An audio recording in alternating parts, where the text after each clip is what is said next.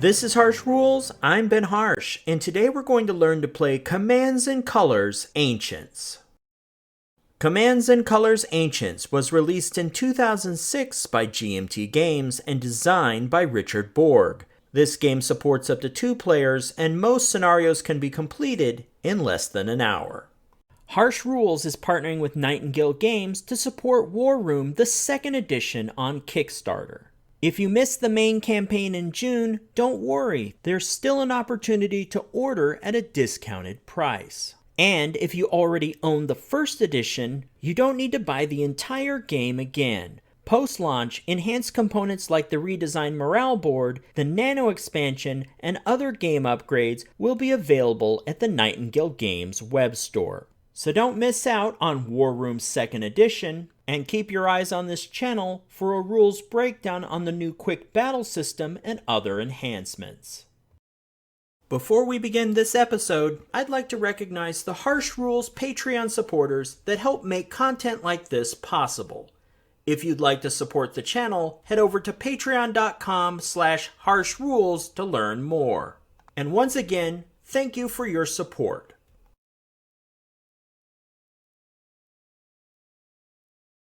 Commands and Colors Ancients allows 2 players to engage each other in battles from the dawn of military history in 3000 BC to the opening of the Middle Ages in 400 AD.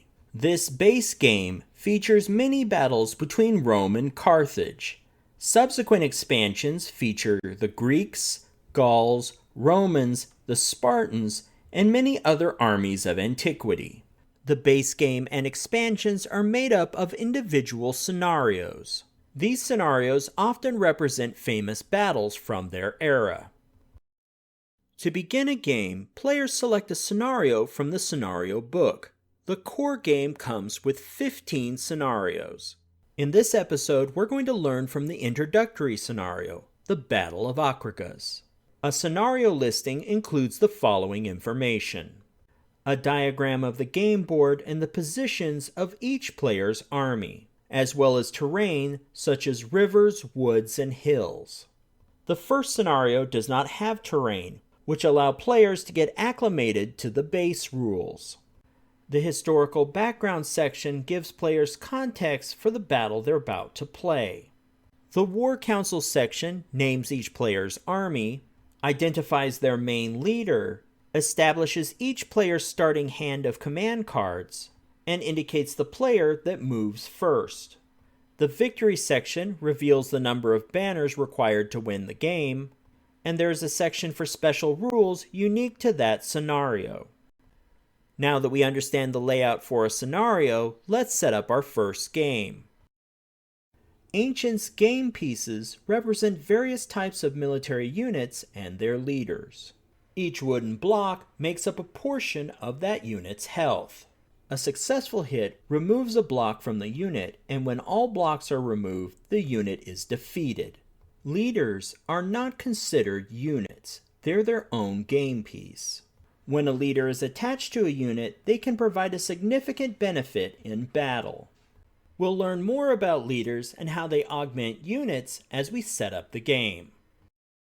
Following the scenario setup diagram, the Carthaginian player will set up their forces on the northern half of the game board and the Syracusan player on the southern half. Keep in mind, only one unit may occupy a hex, and only leaders may move into or out of hexes occupied by friendly units. Units have multiple blocks representing their health. The number is based on their unit type. Leaders, on the other hand, are always represented by a single block. I've notated the number of blocks required for each type on the screen. Next, each side can place 5 of their opponent's banners face down on their side of the board. This way, whenever a player scores, you just need to flip a block over to reveal the banner. I find this makes it easier for both sides to keep track of the score. Finally, thoroughly shuffle the command card deck and deal each player the number of command cards allotted by the scenario. These cards become the player's starting hand. Then, make sure the game's battle dice are near the game board, as well as any reference cards you might need, and you're ready to begin playing the game. Now, let's learn more about the sequence of play.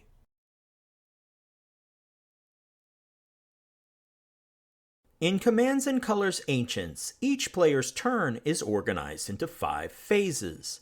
In Phase 1, the player selects and plays a command card from their hand.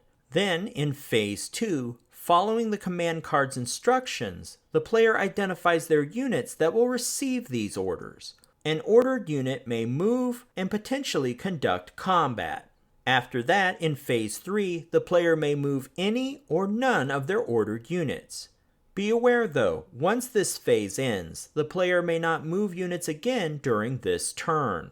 In Phase 4, the player then declares which of their ordered units will, if they're able to, conduct combat, and then resolves all those combat instances. And finally, in Phase 5, the player discards their used command card and draws another one from their deck.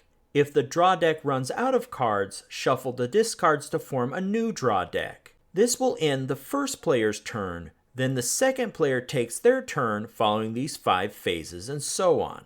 Players continue to take turns until one of them meets the victory conditions of the scenario and wins the game. Next, let's walk through each of these phases in greater detail.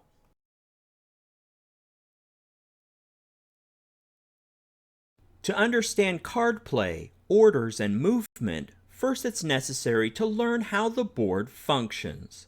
The Battlefield game board is a grid 13 hexes wide by 9 hexes deep.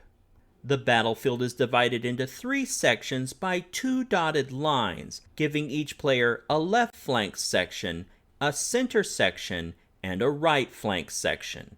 Each side issues orders to their units and/or leaders by playing command cards from their hand. For example, this command card allows 2 units to be ordered in the left flank section, this one 2 in the center section, and this one 2 on the right flank section. Whenever a dotted line cuts through a hex, that hex is part of both its flank section and the center section. Therefore, units in these split hexes may participate in orders in either section. At the start of a player's turn, they will select one command card from their hand, place it face up in front of them, and read it aloud to their opponent. Next, following the card's instructions, they will announce which eligible units or leaders they choose to order. Only those units or leaders chosen to receive an order may move, battle, or take a special action. A leader in the same hex as a friendly unit is considered to be attached to that unit. If that unit is ordered to move, the attached leader must move with the unit. An attached leader must move to the same hex as the unit. Please note that it only costs 1 command to order a unit with an attached leader. Also be aware that a player may not give more than 1 order to each unit or leader. If the command card allows a player to issue more orders in a given section of the battlefield than they have units or leaders, those additional orders are lost.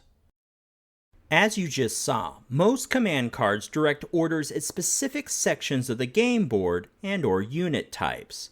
There are also command cards that utilize leaders. Leadership cards allow you to order a leader, and then cascade that order from that leader to any units attached to them, basically in the same hex, plus a given number of units or leaders in adjacent linked hexes to move and/or battle. Units in adjacent linked hexes may be in different sections of the battlefield as long as each ordered unit is adjacent to at least one other ordered unit, and at least one of the ordered units is adjacent to the designated leader. In this way, a leadership order enables you to chain units to move and/or battle in a coordinated fashion. Just be aware though, once a leadership order is issued, that leader may not detach from a unit. Likewise, tactic cards allow ordered units to move and/or battle in ways not allowed in the basic rules. Tactic cards like First Strike allow a defender to turn the table on their opponent and attack first. Counterattack mirrors the last command card played. Clash of Shields orders all units adjacent to an enemy unit. Darken the Sky enables ranged weapon units to fire twice. These are just a few examples that, if carefully played, can turn the tide of a battle. One last note, there are also command cards that state order units equal to command. This means the maximum number of units you may order is equal to your side's command as outlined in the scenario. This number is also the maximum number of cards that can be held in a player's hand.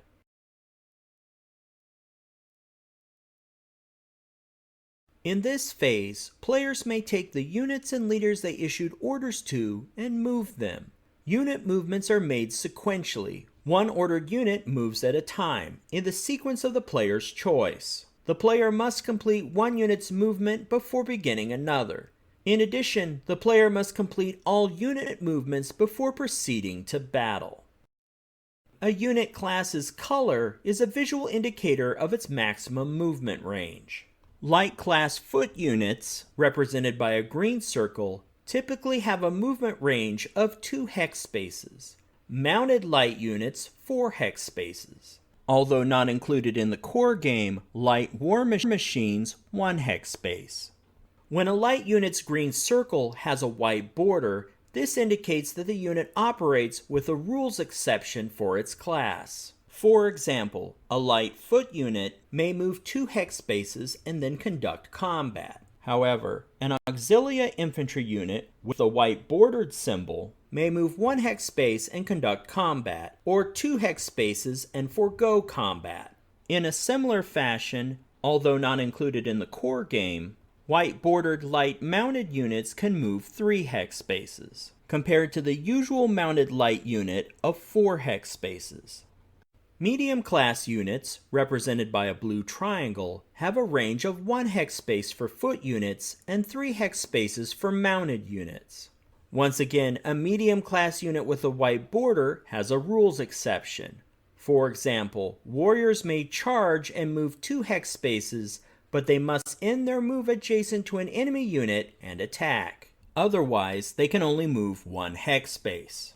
Medium class exception mounted units have the same range as normal mounted medium units. The exception reminder here is for a different rule set. Heavy class units have a red square. Foot units may move 1 hex space and mounted units 2 hex spaces. War machines move 1 hex space. Finally, leaders may move up to 3 hex spaces. When attached to a unit, they move with that unit at the lower rate.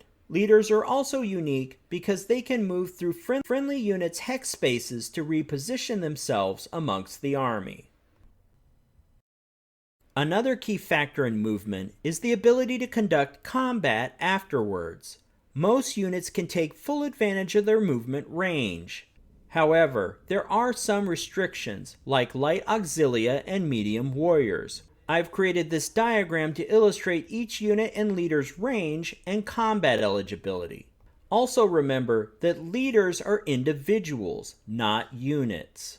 They cannot participate in combat unless they're attached to a unit. We'll discuss leaders more in the combat phase.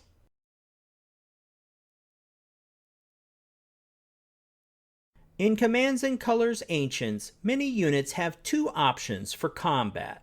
All units can conduct close combat. Close combat may occur when opposing units are in hex spaces adjacent to each other. Also in close combat, some units may be eligible for special maneuvers. Attackers that successfully eliminate all of the defender's blocks may use the momentum of their attack to advance into their opponent's hex, and in some cases, beyond that.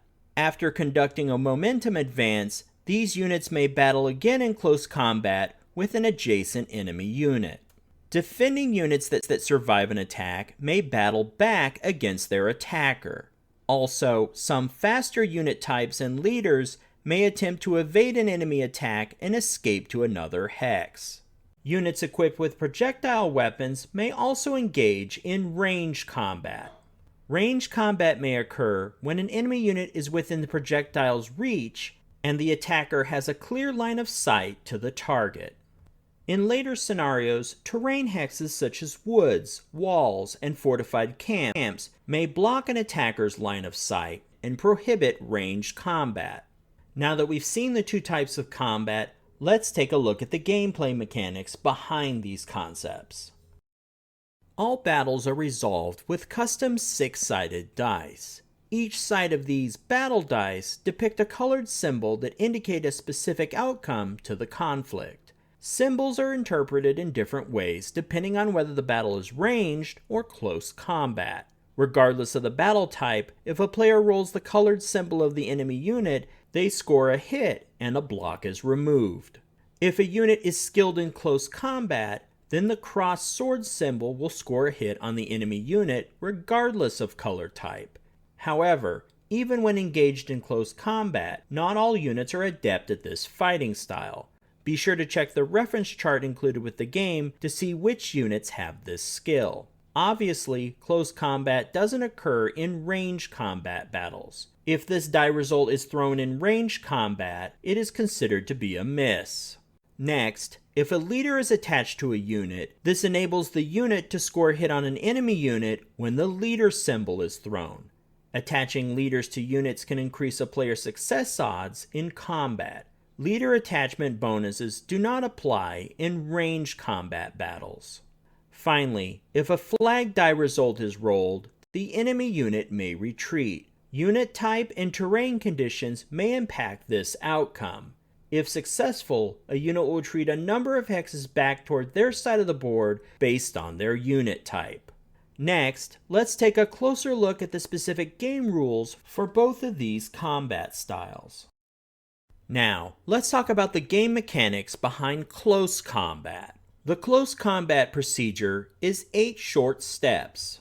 In step 1, the player announces close combat. To be eligible for close combat, the active player must either maneuver their ordered units adjacent to an enemy unit's hex, or have ordered units that are already adjacent to them. The key word here is ordered. Units may already be adjacent to an enemy unit, but without an order from a command card, they cannot engage in combat. Another key note, if a unit is adjacent to an enemy unit, they cannot use ranged combat against that unit or another enemy unit farther away. Once in close proximity to an enemy, they're focused on that enemy and are poised for close combat. Therefore, to use ranged combat, a unit must be clear of adjacent enemy units on all hex sides.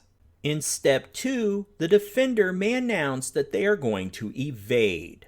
Evasion allows a defender to escape a battle and move towards their side of the board.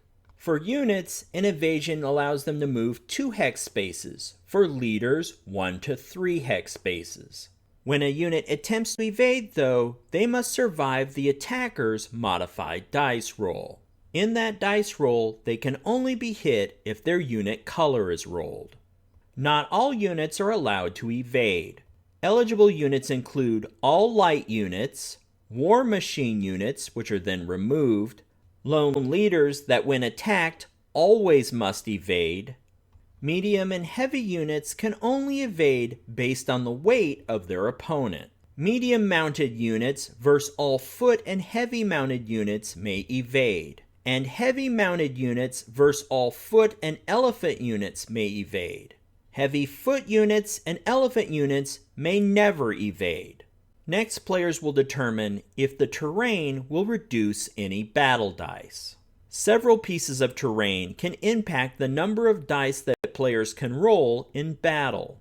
Typically, this will reduce dice or set a maximum of the number that can be rolled. Next, the attacker rolls the battle dice and then applies any hits. Once all hits have been applied and any blocks removed, then any retreats that were rolled are applied. The last 2 steps of the procedure are contingent on the dice results. If the die results eliminated all defenders' blocks, or they were forced to retreat, then the attacker may momentum advance into the defender's vacated hex space, and potentially be eligible for bonus close combat. The attacker is eligible for bonus close combat if the defender was completely eliminated in the attack. If the defender was not eliminated and did not retreat, then step 8 comes into play. The defender may then battle back against the attacker. Following the same combat rules, the defender rolls the battle dice and applies the results to the attacker. And with that, close combat is completed.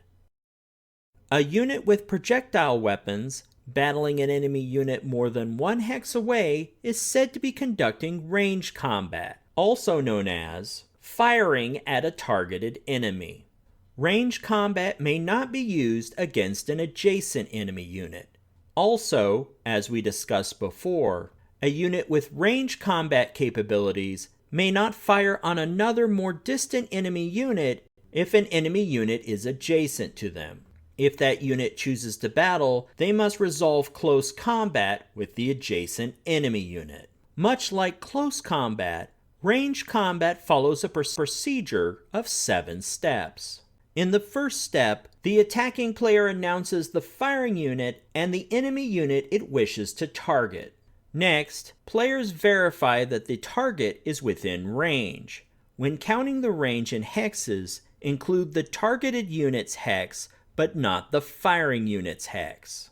Then, players check for line of sight. The attacking unit must be able to see the enemy unit it wants to fire at. This is known as having line of sight. Line of sight is verified by drawing a line from the center of the hex containing the firing unit to the center of the hex containing the targeted unit. Line of sight is blocked only if a hex or part of a hex between the battling unit and the target hex contains an obstruction. Obstructions include other units or leaders, regardless if it's a friend or foe, as well as the terrain types shown on the screen. After that, players will determine if the terrain reduces the number of battle dice rolled. The terrain shown on the screen either reduce battle dice or set a maximum for the number of dice that can be rolled. Terrain descriptions in the rulebook will give more specifics around this. The attacker will resolve the battle by rolling the required battle dice. The number of dice to be rolled depends on whether or not the unit held its position, or in other words, it did not move before firing. Typically, if the unit did not move prior to firing, it may use 2 dice in range combat. If it moved, it may only use 1 die. Once the die are rolled, score any hits on enemy units. For each hit scored, 1 block is removed from the target unit. When the last block in the opponent's unit is removed, the player collects a victory banner block. After completing all movement, battles, and retreats, the active player discards their command card and draws another card from the deck. If the draw deck runs out of cards, shuffle the discards to form a new draw deck. And now, their opponent gets to go through their turn. Following the same process as before, players will continue to alternate back and forth until the scenario's victory conditions are met. In the Battle of Akragas, 5 victory banners must be collected by eliminating units or leaders. Later scenarios may have other ways to earn victory banners. And with everything we've covered in this episode, you should be ready to play the first scenario on your own. Once you've played through a game or two and feel confident you're ready for more, check back for our upcoming video for the core advanced rules. This video will cover terrain, leaders, elephants, and more to play all the remaining scenarios in the game.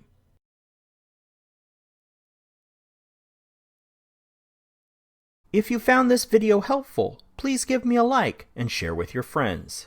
To be the first notified when the next episode of Harsh Rules becomes available, please hit the bell icon for notifications. And as always, this has been Harsh for Harsh Rules. Thank you so much for watching, and I'll see you on the next video.